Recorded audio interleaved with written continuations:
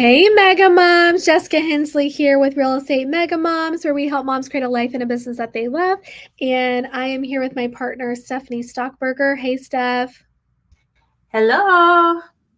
Today, we're going to talk about our recent excursions. Stephanie went to Orlando for our EXP regional rally. I went to Kansas City. We both had some really good takeaways.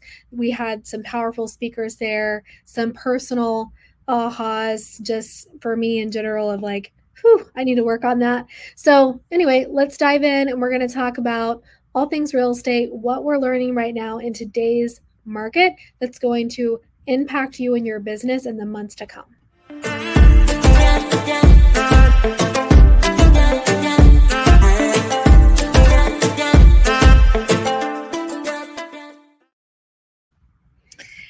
Well, Steph, so you went to Orlando. So you want Yes. to tell us kind of like your overall, and let's kind of back up just a little bit before you turn off this podcast or like you scroll away from us on YouTube or Facebook or wherever you're watching us from. We want Don't to first go. say, yeah, don't go, stop. No. We want to first say, we are proudly with EXP, but Real Estate Mega Moms is not an EXP exclusive company or coaching business. We're not just for the EXP agent. We happen to have a lot of EXP agents in our group, but we love all brokerages. We have been at multiple different brokerages. I do think there's a right fit for everyone. So EXP cloud brokerage may not be the right fit for you, and that's okay, but you can still learn from what it is our company is bringing to the table, what they're sharing with us. We have 90, I think it's 90,000 agents now, Steph.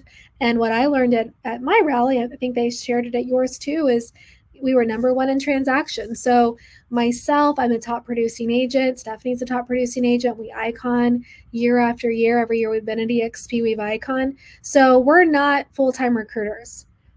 But being in our downline is great. We have lots of extra features and benefits for our group, but our primary job and primary passion is selling real estate, and so we're boots on the ground actually selling. And what we're going to talk about today has to do with you and your real estate business, not brokerages. So yes, we're talking about EXP. We love EXP. If you want to join EXP, please give us a shot. We'd love to talk to you, but you're going to get a lot more value out of this podcast than just talking about the brokerage we both happen to be at. Yeah. So EXP basically offers regional rallies. There's a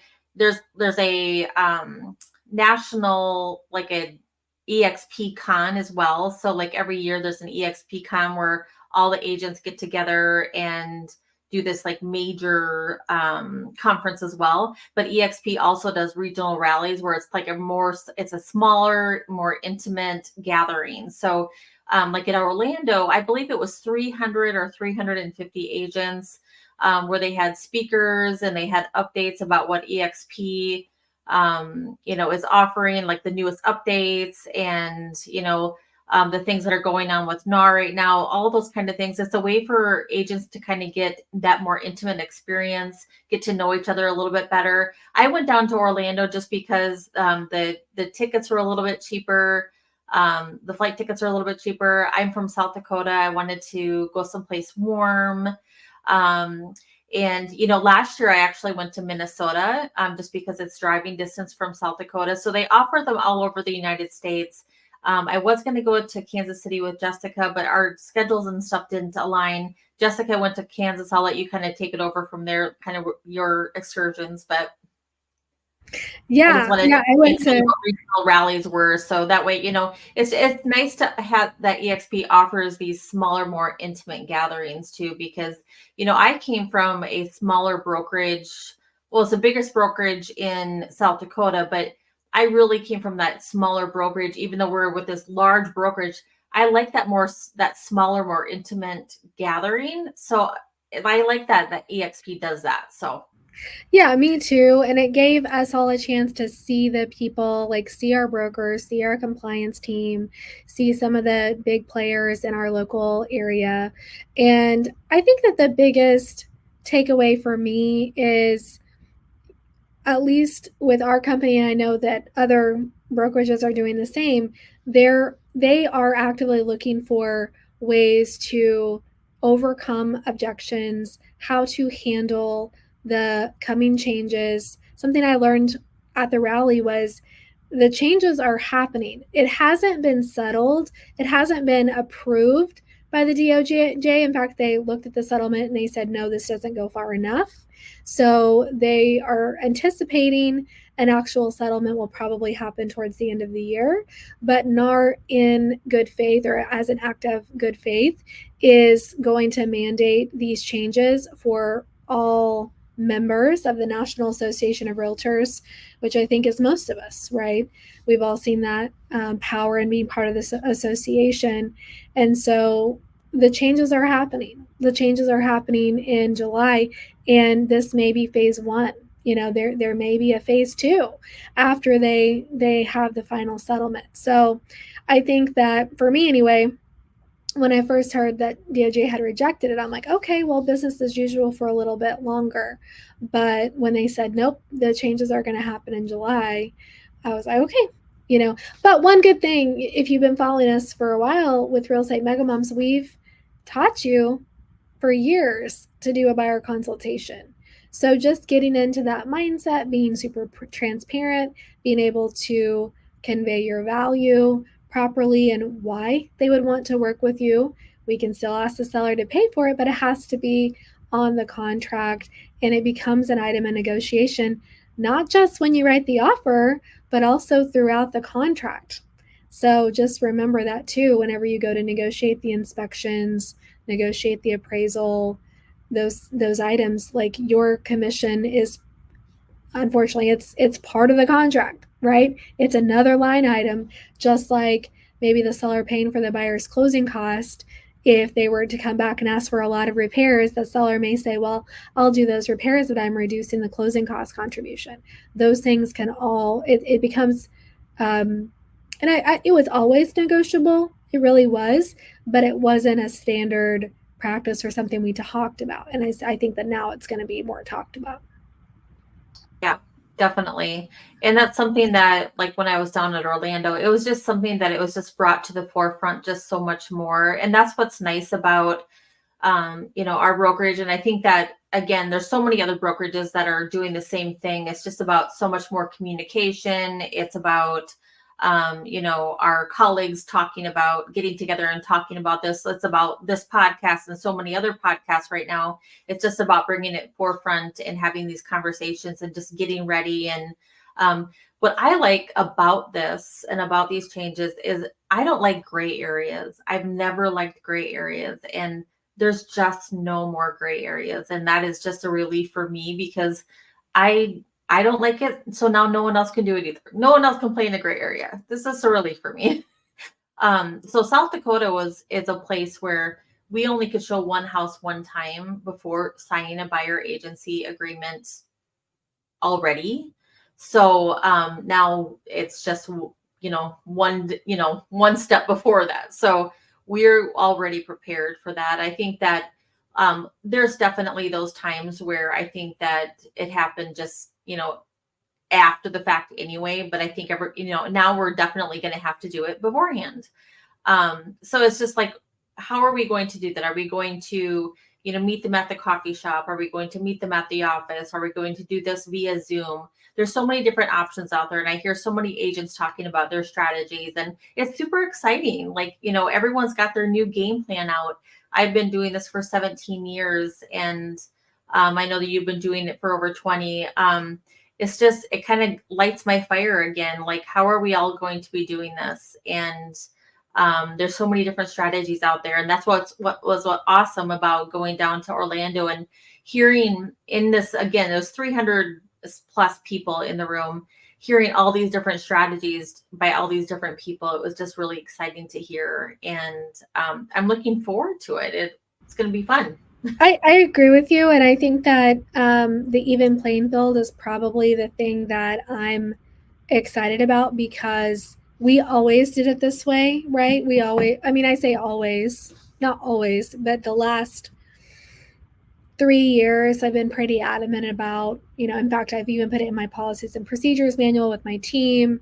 If you're on my team, you're required to get a buyer agency, or at least to have the buyer consultation with the client before you show houses, because we just didn't want to waste our time or their time. And so now, you would have the other ones that would just pop up and show the house. So now everyone has to do the same thing. So some things that like talking points and the way to approach it that they were talking about at the rally was, when you get this Zillow call or past client or sign call, or however the lead is coming your way, you should say, has anyone had a chance to explain the NAR settlement, or have you heard anything about what's going on with the National Association of Realtors in the news? And you're going to get probably one of two answers. One is no, tell me more, or yes, I've heard, but I don't know much about it. Like, more than likely they're not educated fully. They're not in fact, what they're seeing on the news is false anyway. So they're getting bad information. So take it as an opportunity to be the one that's going to educate them and explain from there. Okay, well, no problem. Actually, the way NAR has proposed is we are to be more transparent about exactly what I do for my buyers. So I would love to sit down with you and meet with you before we look at houses. This is now required.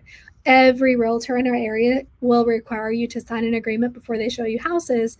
Before I have you sign something, why don't we meet so I can explain how I help my buyers win in today's market and the different advantages you would have in working with me. Sound good? Great. Okay, so then we can meet Tuesday or Thursday, right? So we all know how to get them to schedule the appointment. But I would suggest that you do just what Stefanie said. Meet at your office, meet at a coffee shop if you don't have an office location. We have the Regis offices nationwide that EXP has access to. If you're not with EXP and you have a physical location, meet at the office if you can do that. But meet somewhere other than the house, because I feel like if you're scheduling the appointment for the house and then you have that conversation in the living room of this house, you're really devaluing yourself. You're not setting yourself up as a professional. The direction that I'm hearing the DOJ is going, they want us to position ourselves as attorneys, as professionals, as experts. What do you do with an attorney? You meet with them. You have a consultation with them. And attorneys charge retainers and hourly. My prediction is that's the direction we're going to go later. I don't think that's phase 1 or phase 2. I think that's maybe years down the road. But that is what I'm hearing, what they're saying. And in some ways, Steph, I think it could be good for us, right? Because if we say, here's what I'm worth, this is what my time is worth, and this is what I'm going to charge for the first 5 showings, 10 showings, and this is the amount I'm going to charge, once we go under contract, and I'll seek to be compensated by the seller. But if the seller doesn't pay, this is the fee, right? If we can fully break that down, then you show a house, they make an offer on the first house, you did not spend 6 months showing them properties, right? But if you do show them six months worth of houses or a year, then you're being compensated more. So in some ways, right, if we can properly convey this, I think it could be really good for our industry. Well, think of those buyers that you've shown houses to for 2 years. I mean, wowzer. Yeah, definitely, something to think about.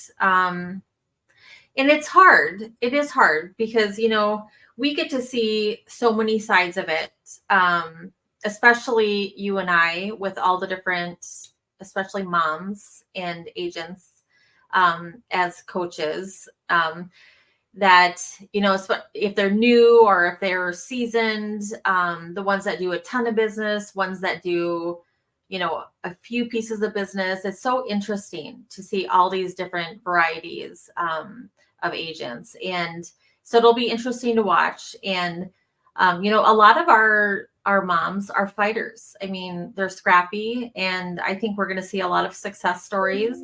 And it's just so much of the unknown right now, but everyone's going to get through it. And it's going to be fun. It's going to be scary, but it's going to be interesting. It's going to be all the things and all the emotions to watch. I don't think Just like everyone's going to anything. get through it, Steph. I'm going to challenge you on that one. Your heart is there. I know what you Okay, know. my heart is there, but I'm going to say the ones that want to will get through it. You know, we're going to see some fighters. We're going to see some fighters. The ones that don't want to work won't. Yep. Just like Yep. anything else. Exactly. The ones that want to work will. The ones that want to work, have the heart for it will. I wrote a few like quotes down because, you know, at these rallies, they bring in motivational, and not just motivational speakers. Actually, we had actual agents, right, that are producing, but they are sharing their thoughts on the process. So one of the guys said, change exposes you. And I thought that was so good, because really that's what's happening to a lot of realtors right now. They're panicking, or they're putting their head in the sand and not willing to make a change, just kind of ignoring what's going on, have no strategy behind what they're going to do next, or how they're going to proceed. And, you know, change is going to expose your true motivations, your true drive. It's going to expose your organization. You know, how organized are you? What processes and systems do you have in place that can help you move forward? I'm sure you wrote notes too, but I'm just going to read some of the little notes that I wrote. This one is a quote from, I think, Eleanor Roosevelt.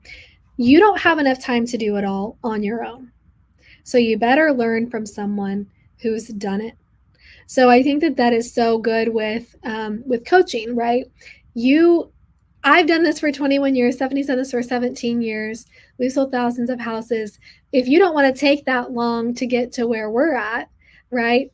Listen to someone who's a little farther ahead than you, that has a plan. By the way, I'm building out right now a new buyer consultation that I'm going to be using for my buyers, and it's going to outline 3 different options that they could choose. I'm going to outline what it looks like for them to go unrepresented. I'm going to explain all of that in this document. I'm going to outline what it looks like to hire me, but on a short-term basis, like buy the house type of a basis. And then what would it look like to work with me and be committed to me long-term, and what other services I can offer them for that, right? So for example, trying to find them off-market properties, doing ISO mailers, things like that. ISO is in search of, so like a neighborhood mailing. I have a buyer that's looking for a home like yours, that type of thing. So putting money behind, because these are now listed buyers. So if you want a copy of my buyer consultation, comment mega buyer consultation below, mega buyer consultation below. And or you can email us if you want to. Email would be, I think it's info, or is it, no, it's admin at realestatemegamom.com. So if you're listening to this on podcast, just send us an email that you want that buyer consultation, and we'll give you an editable version of our Canva template for our buyer consultation. So yeah, don't try to do it all on your own. You can learn from others. What do you do, or what do you do the day before you go on vacation? This was brought up, and I'm like, yeah, that's so good. We all of a sudden become a master at time blocking, right? Whenever they said that, I'm like, yeah, that's totally what I did last week before I came to Kansas City, because I took a couple days up there. So like, okay, I got to get this done. I got to get this done. I got that, right? So what if we brought some of that intention and focus into our everyday work? How would your life change? How much more productive would you be? So I thought that was so good. Gratitude and fear can't live in the same place. So true. So true. So what are you grateful for? What about this opportunity is, or hardship is, an opportunity, right? How can we be thankful for this change? They will follow if you lead. So you be the leader. This goes for your brokerage, your team. It also goes for your clients. Your clients aren't the experts. They're coming to you for a reason. So you step up and be the leader. You tell them, this is how we're going to get through this. This is how we're going to overcome their concerns and objections, right? Your competitor has an inferior product, but they are better at communicating it. They will always beat you. If your competitor has an inferior product, think about the worst agent in your market that's beating your numbers. You know that this is true. If they are better at communicating it, they will always beat you. So if you know you do a better job, you need to improve your messaging and how you're getting that out there to the public of why people should be working with you. You want to here, we can tag team it. Do you have your notes up, or do you have any ahas from yours? Well, I just wrote down a few things. And mine are, the first one was, the aha was the agents that have strategy, even if you're the kick butt salesperson. I mean, like if you could sell used cars and cars all day long, the agents that have strategy are gonna be the ones that come out ahead here. So the ones that think, so you know that the agents that were selling a couple of years ago, those agents might not make it. It's the ones that actually have the strategy are going to be the ones that come ahead now. And I absolutely believe that. And so I think that, like, just like you had mentioned, Jess, like right now you're coming up with the strategies for your buyers. Those are the things that we need to start thinking about. So on your listing presentations, on your buyers presentations, on those things that we're going to be changing now as we go into these, into July, think about your strategy and also think about what sets you apart. And that's not just these lists of like 80 things that buyers do, 120 things that buyers do. What else? Dig deeper than that. Like, so yeah, 80 things that buyers do, but what are the things in those 80 things that you do that make you special? So like opening the door, what do you do special? How do you open the door special? How does it impact them too, Steph? Like, I am so over seeing these copy and paste posts of real estate is so hard. You have no idea how much we work. Stop doing that, please. Yeah, exactly. They don't care. They don't care. They don't. And you know what? They don't want to see it. They have jobs too. They have jobs. And they don't tell us all day long what they do in their jobs. And if they do, that's not a good look. It's a victim look. I don't want to play the victim. What I want to do is convey, when we say convey your value, we don't mean talk about you. We mean talk about what you do for them. How you can make them feel special, what you're going to do to make their experience just so amazing. Like those are the things that when I get my value proposition together and when I get my buyer stuff together, my seller things together, like I just want to do like what sets me apart. How can I make them feel more special? How can I make the entire process, my team, my husband, my son, what can we do to put those special touches together? Those are the things that I want to talk about. The strategy, those strategies, those extra touches, those are the things that I think that are going to help us win. And Steph, I think that on that too, like those extra touches, sometimes I don't believe those have to be in the buyer consultation, because if we say, you work with me, I'm going to bring you coffee to your inspection, right? You're not saying that. What Stefanie is saying is, this is how I'm going to help you win, right? And then she's going to wow them with her lovey-dovey, like Stefanie always says, I'm going to love you up, right? So they're going to be hooked on Stefanie for life. I'm going to make sure I'm going to love you up. Yes, absolutely. You're going to be loved up the entire process. And I then think this needs to go on a shirt. We need to do a t-shirt that says, I'm going to love you up, and then do I'm going to love you up. And you're going to know. That is the one thing that I feel like God, the thing that God did give me. I'm like, I don't cook. I don't bake. I mean, like, I just do not have the patience for any of those things. But God said, I'm going to give you the ability to show people that you love. And that is your ability, Stefanie. Here you go. And then the other thing that I really took away from that session was to treat buyers like sellers. And it really didn't hit home until I was down in Orlando. I haven't been treating buyers like sellers. I've been treating buyers like buyers. And it's true. We're not sitting down with buyers and saying, okay, well, even though I'm having consultations with them, I'm not putting them through the entire process like I am with a seller. A seller, you go in and you do the tour, you sit down and you do the listing agreement, and then here's the whole entire process. With a buyer, yeah, you have a consultation. You're like, here we go, let's look at homes. So I'm really trying to set it aside and say, buyers have the exact same process as sellers. I'm going to cut everything in half. Everything should look, 50-50. I'm going to treat buyers just like sellers and create an entire program just like I do for sellers. So that's what I'm trying to do right now, is just kind of separate the two and create an entire buyer program just like I do with sellers. Love that. Love, love, love that. We just redid what we call our buyer experience. So if you go through the 6 foundations to building a business you love, that's our course here at Real Estate Megamoms. The course is designed to help you make 6 figures in 1 year working while your kids are in school. So like 30-ish hours a week. And if you follow the program step by step, like we even guarantee those results. I should go ahead and say then, by the way, if you want to get that program, just comment below 6 foundations and our team will reach out to you and we can set up a call. But anyway, in that course, we outline your ideal buyer experience and your ideal seller experience. So I've just updated mine because of the same thing.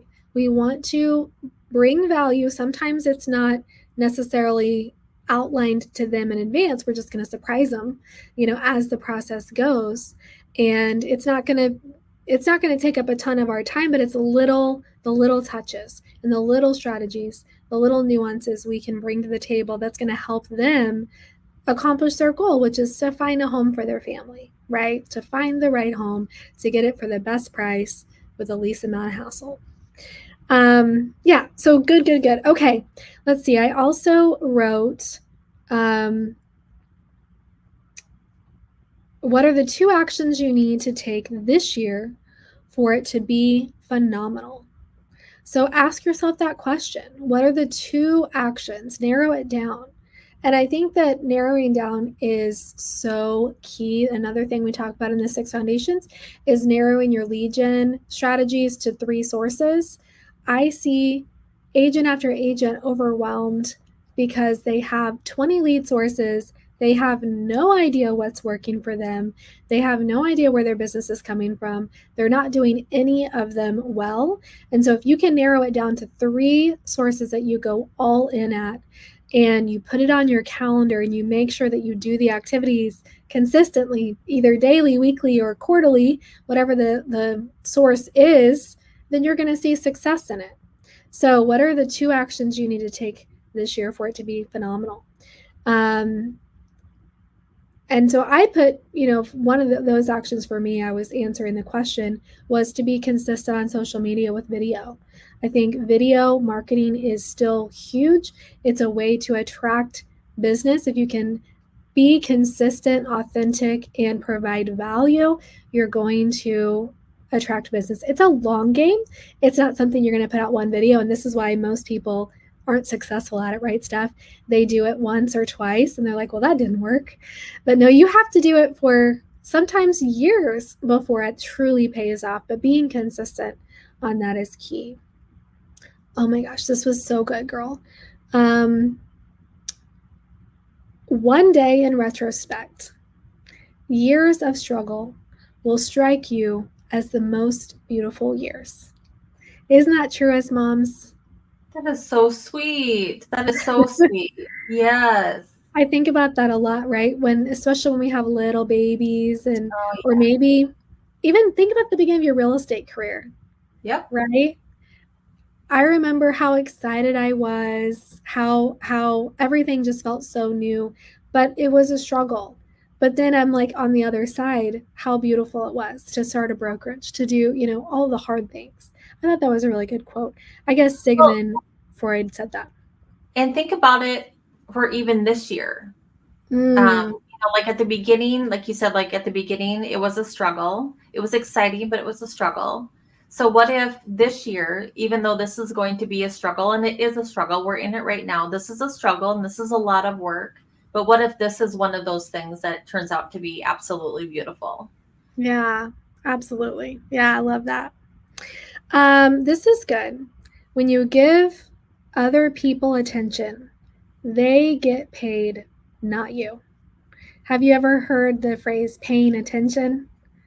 Right? No, You've that's heard good. paying attention. You need to pay attention. But Well, if paying you attention, yeah, but not pay like yeah, money attention. right. But that I think Makes that's sense. like what we're doing, right? We're basically giving, we're paying them. So what are you paying attention to? Who are you That's paying attention to? They're getting paid and not you, right? makes So there's sense. so many ways we can apply this, but one is I often say if the haters spend as much time worrying about their own business as they did about my business, they would get so much more done. So if you are in those shoes as a realtor and you are constantly surfing the MLS looking for a finable offense, or you're like, "Ooh, I don't like what they're doing," and then you like stalk them, right? Right. There are realtors out there, hopefully none that are watching or listening to our podcast. We hope that you ladies are better than that. But if that's who you are, like you are taking away from your family, because when you pay, you're giving out, right? Do Right. you have a surplus? Do you have reserves to pay? If Right. you aren't reaching your own goals, you need to be paying yourself that attention. So I thought that was a really good thought. The other way to apply this is when you are not being charged for a platform, you're the product. So like, Interesting. did you know that? On No, TikTok, Instagram, Facebook, all the social platforms, if you're not paying for it, what do you see? if you're not being charged for it, what do you see? You see ads. Oh, yes, of course. The people that are showing you the You ads are are the paying the platform because you're the product. So I want us to all think about that, right? So if we're scrolling, mindlessly scrolling, which is bad for our brains, bad for our emotions. I mean, it's just overall, it's not good for our health to do it in an addictive way, right? I'm not saying we should abandon the platforms and not be on them. I'm saying we should be the person producing the product, aware. not the consumer of the Yeah, product. Yeah. aware of it. Anyway, That's one thing that I wrote down is, a lot of conversations that we're going to be having here with buyers, especially, well, and sellers, to be aware that we are getting paid to be having difficult conversations. And just to remember that, because some of these conversations, especially at the beginning, until we get used to it, that part of what we're getting paid for is we're getting paid to have the difficult conversations, and also to let the buyers and sellers know that also when we have to ask for price decreases, or like with sellers, when we're asking for a certain commission, that when things come up and there are difficult conversations to be had, to let them know up front that we are going to be, when those conversations come up, that we are going to be having difficult conversations, and that's what we're getting paid for. If that makes yeah. sense. It does. Sounded. And the way I always say it to people is I get to have the hard conversations for you. Yeah. So I get to ask the buyer if they're approved. I get to call their banker and say, "What the heck is going on? We're not closing Right. on time." I get to call the appraiser and say, "No, that appraisal valuation isn't right. Let me show you the comparables." I get to Right. handle the inspections when they're asking for 20 items and I'm like, "No, these 10 are more appropriate, and let me get bids, and actually it's not going to cost 5,000, it's going to cost 500." Right. Those are the things, that's the value I bring, right? Yep. Because I have the experience. Yep. And to remind people of that. Yeah. Yep. Yeah, love it.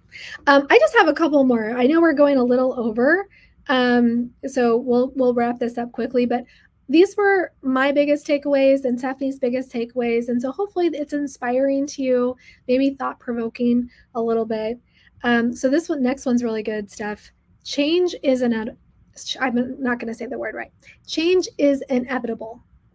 Growth is optional, right? So the industry, the world, us, our kids, we're all going to change. Are you going to choose to grow and adapt with the situation? I'm actually even thinking about my own team adding different services to change and adapt. We're thinking about, what if we brought in mortgage? What if we offered mortgage products? What if I offered insurance? I've already been insurance licensed anyway. But, there is a way. Like, what can you do to fill a gap in your market? People are already doing that. Real estate agents are already doing that. So why not? So anyway, that's my point here, is what can you do to think outside the box to survive in your market, to be different than the agent on the road? Change is inevitable. Growth is optional. Okay. Was there any? I have one more, but it's kind of a longer one. What do you? Actually, no, I have a lot more here. But anyway, do you have any more written down? Not really. I know Levi. Do you know the guy that does prospecting? Let's see what this is. Yeah. Yeah, so he was at ours. Prospecting. Passive prospecting. He was really good.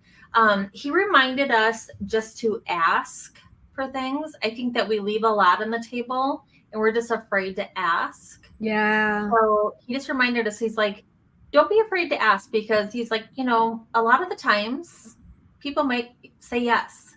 So ask for the business, ask the banker for the business that, they don't have anyone assigned to the buyer that comes in. If you've been giving business to the banker and the banker's not giving you business back, ask them why. Ask for the next piece of business.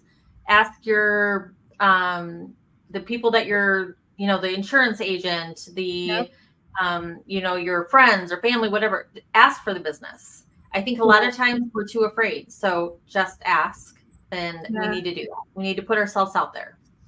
Well, the other thing that they brought up was the people that adapt to change the quickest are the ones that win, because they get back to work. So action is the opposite of aimlessness, and prospecting is recession proof. Prospecting is DOJ proof. So these people that, including myself, that heard the news, did a little bit of research. It was a couple days, but then we didn't stop prospecting. We continued to, versus the people that were consumed. That's all they talked about. They maybe spent a week or more, disrupting their own business from prospecting. I'm going to win, right? We're prospecting. And that is what is going to set you apart if you take action. Then this is good. Your reasons are not reasons. They are excuses. Mm-hmm. So ask yourself that. Yeah. Next time you're trying to figure out why am I not, reaching my goals, and you come up with all these reasons, just remind yourself they're not reasons, they're excuses. 3 principles of success: learn what to say it enough times, have enough people to say it to. I thought that was really good. Practice, and then even practice it on video. I mean, if you don't have anyone to practice it with, Zoom it to yourself. Mm-hmm. Put it on video for sure. Join a group, and then you can practice with each other. There's free and paid versions of that out there.